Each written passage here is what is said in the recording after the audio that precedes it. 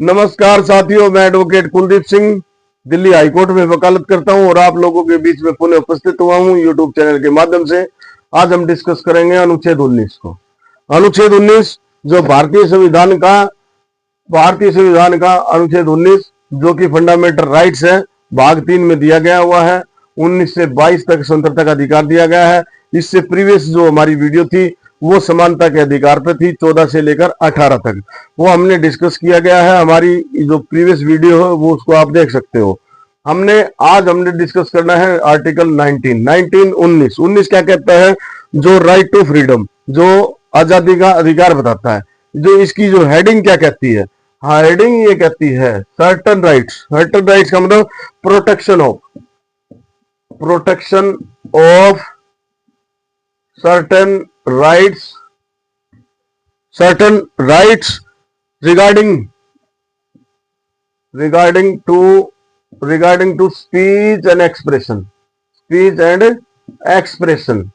ये बताता है। ये भी कुछ अधिकार जो बोलने की आजादी से संबंधित, ये इसकी हेडिंग है। इसकी जो फर्स्ट जो क्लास है, तो फर्स्ट ये क्लास ये कहती है कि ऑल सिटीजन यानी कि भारत के नागरिक, सिटीजन का मतलब भारत के नागरिक, शैल हैव राइट, उनके कुछ अधिकार होंगे। कौन से अधिकार होंगे? A, freedom of speech and expression, बोलने की आजादी, अपनी बात रखने की आजादी, बात बोलने की आजादी, ये आपको 19(1) के अंदर दी गई है। बी के अंदर क्या दिया गया है? बी के अंदर क्या बताया? टू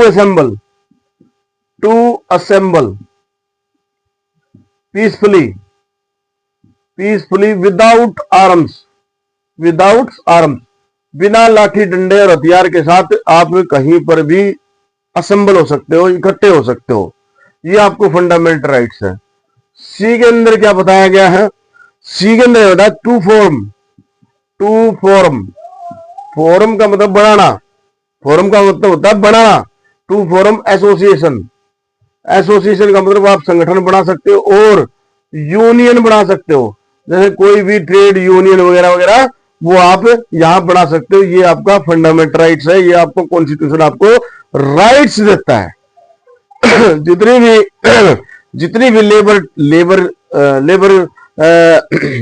ट्रिब्यूनल है या फिर लेबर यूनियन है, वो सारी जो है इसमें आर्टिकल 19 के तहत उनको बनाने का अधिकार, या फिर RWA रेजिडेंस वेलफेयर एसोसिएशन या फिर कोई भी संगठन बनते हैं वो आर्टिकल 19 के सी के तहत बनते हैं।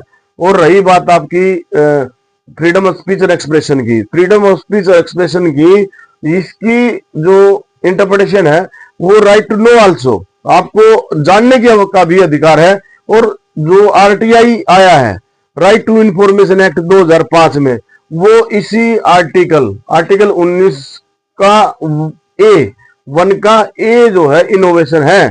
और इसी की इनोवेशन से, इसी की इंटरप्रिटेशन से RTI right to information act 2005 बना हुआ है।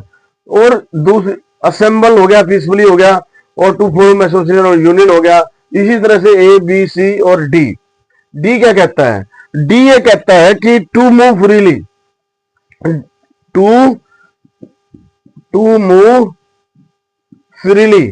फ्रीली का मतलब स्वतंत्रता से या फिर आजादी से, बिना रोक टोक से, थ्रू आउट का मतलब कहीं पर भी, through out territory of India, Bharat में कहीं पर भी आप बिना रोक टोक से के घूम सकते हो। यानी कि आने की और जाने की आपकी स्वतंत्रता है।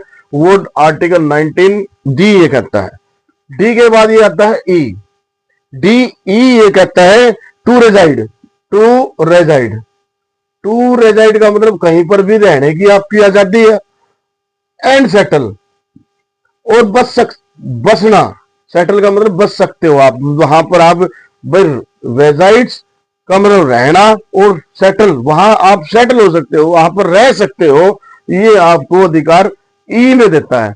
और एफ जो क्या कहता है? Right to property, right to property, ये राइट टू प्रॉपर्टी हाल फिलहाल इसको डिलीट कर दिया। 44वां अमेंडमेंट, 44वां अमेंडमेंट हुआ था भारतीय संविधान के अंदर, और ये 44वां अमेंडमेंट हुआ था ये 1978 में।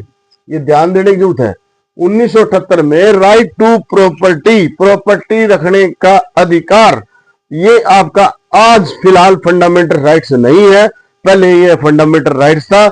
लेकिन 44वां जो संशोधन हुआ, उस 44वें संशोधन में इस फंडामेंटल राइट्स को यहां से हटा दिया और ये आपका लीगल राइट्स बन गया। लीगल राइट्स है, लीगल राइट्स में फंडामेंटल राइट्स में फर्क है, हम इसको बाद में इसको एक्सप्लेन करेंगे। फिलहाल आपको बता रहे हैं कि 44वां अमेंडमेंट हुआ और 44वें अमेंडमेंट में वो इसको हटा दिया गया और 1978 में ये हुआ था। और एफ के बाद जी आता है, जी, एफ के बाद ये आता है जी। जी, जी का मतलब, जी में क्या बताया? Right to profession, to profession, to profession अपने मन मर्जी से, राइट टू प्रोफेशन और ऑक्यूपेशन, ऑक्यूपेशन अपनी मन मर्जी से, या फिर भी कोई ट्रेड या फिर कोई भी व्यवसाय, आप अपनी मन मर्जी से कोई भी प्रोफेशन चूज कर सकते हो, किसी भी प्रोफेशन को अपना सकते हो, कोई भी काम कर सकते हो, कोई भी व्यवसाय कर सकते हो, कोई भी ट्रेड कर सकते हो, कोई भी बिजनेस कर सकते हो। ये फंडामेंटल आपको इसमें दिया गया है। इंडियन कॉन्स्टिट्यूशन के इंप्लीमेंट होने से पहले आपको ये अधिकार नहीं थे, क्यों आप अपनी मन मर्जी से कोई भी व्यवसाय नहीं कर सकते थे, कोई भी आप अपना ऑक्यूपेशन नहीं चूज कर सकते थे, और ये तमाम सारे फंडामेंटल राइट्स, तमाम सारे राइट्स आपको आफ्टर कॉन्स्टिट्यूशन मिले हैं। तो ये आर्टिकल 19(1) क्लास के ए से लेकर जी तक आपको फंडामेंटल दिए गए हैं। और आर्टिकल 19 क्लास 2 से लेकर और 6 क्लास तक कुछ रेस्ट्रिक्शन दी गई हैं, कुछ इसकी प्रोविजन दी गई है, क्योंकि ये जो राइट्स हैं वो लिमिटेड राइट्स हैं, ये लिमिटेड राइट्स हैं, यानी कि सब्जेक्ट टू रेस्ट्रिक्शन। तो हम उसको आने वाली वीडियो में इसको डिस्कस करेंगे कि भाई आपको बोलने की आजादी तो है, आपको बोलने की आजादी है, आपको अपनी बात व्यक्त करने की आजादी तो है, लेकिन साथ साथ में उसकी रेस्ट्रिक्शन भी है। भाई आप कौन कौन सी चीजें हैं उनको ध्यान में रख के आपको बोलना पड़ेगा। और जैसे बी है, ये to assemble peacefully without arms, आपको ये अधिकार तो दे दिया कि भी आप असेंबल हो सकते हो, इकट्ठे हो सकते हो बिना हथियार के, लेकिन सब्जेक्ट टू रेस्ट्रिक्शन, वो कुछ कंडीशन होंगी, उन कंडीशन को पूरा करते हुए आप शांतिपूरी तरीके से आप इकट्ठे कहीं पर भी हो सकते हो। इसी तरह से move freely through out of India, आप थ्रू आउट ऑफ इंडिया कहीं पर भी आ जा सकते हो, बस, ठीक है। तो ये आपको फंडामेंटल राइट्स दिया, लेकिन साथ साथ में कुछ रेस्ट्रिक्शन दिया। जैसे ट्राइबल एरियाज है, ट्राइबल एरियाज के अंदर जैसे अंडमान निकोबार द्वीप समूह में है, कुछ ऐसा एरिया है जो वहां पर आइडेंटिफाई किया, वहां पर कोई भी आ या जा नहीं सकता। इसी तरह रेजाइड्स और सेटल है, टू रेजाइड और सेटल। तो जैसे SC/ST एरियाज है जो अनुसूची 5 और 6 के अंदर दिया गया है, तो वहां पर भी आप उसमें भी रेस्ट्रिक्शन दी गई है।